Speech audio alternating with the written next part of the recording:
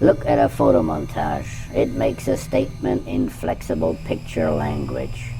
Let us call the statement made by a given photomontage X. We can use X words, X colors, X odors, X images, and so forth to define the various aspects of X. Now we feed X into the calculating machine, and X scans out related colors, juxtapositions, effect charge images, and so forth.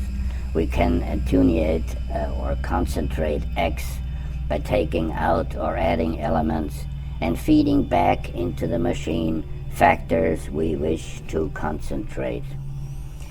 A technician learns to think and write in association blocks, which can then be manipulated according to the laws of association and juxtaposition. The basic law of association and conditioning is known to college students, even in America.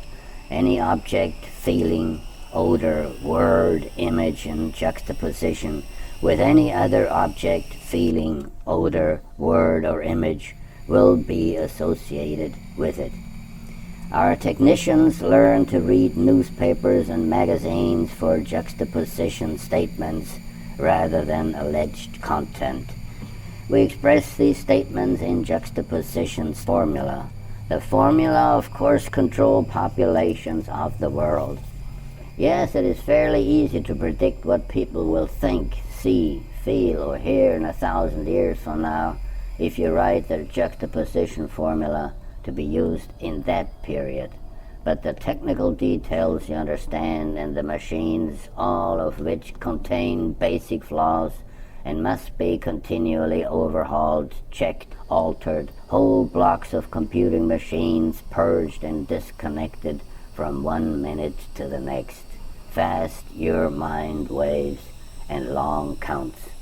And let me take this opportunity of replying to the criticisms of my creeping opponents. It is not true that I took part in or instigated experiments defining pain and pleasure thresholds. I used abstract reports of the experiments to evolve the formula of pain and pleasure association that control this planet.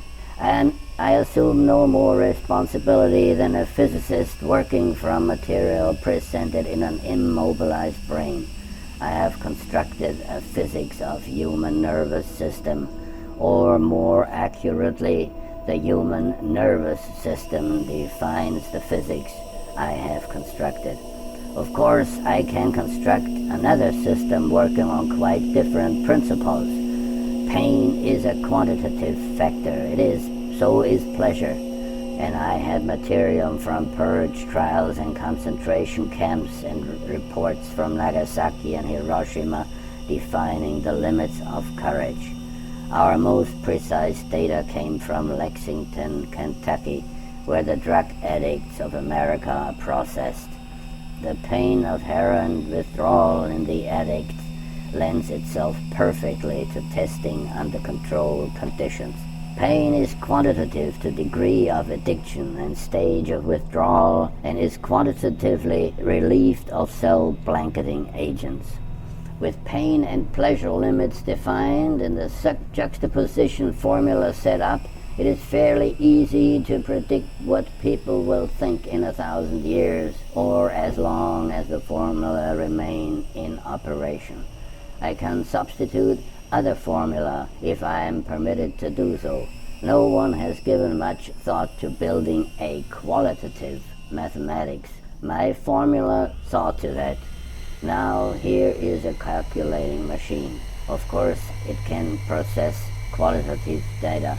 Color, for example. Feed into the machine a blue photo, passes to the blue section, and 100 or 1,000 blue photos rustle out, while the machine plays blues and a blue smell of ozone. Blue words of all the poets flow out in a ticker tape, or feed in 1,000 novels and scan out the last pages. That is quality, is it not? Endingness.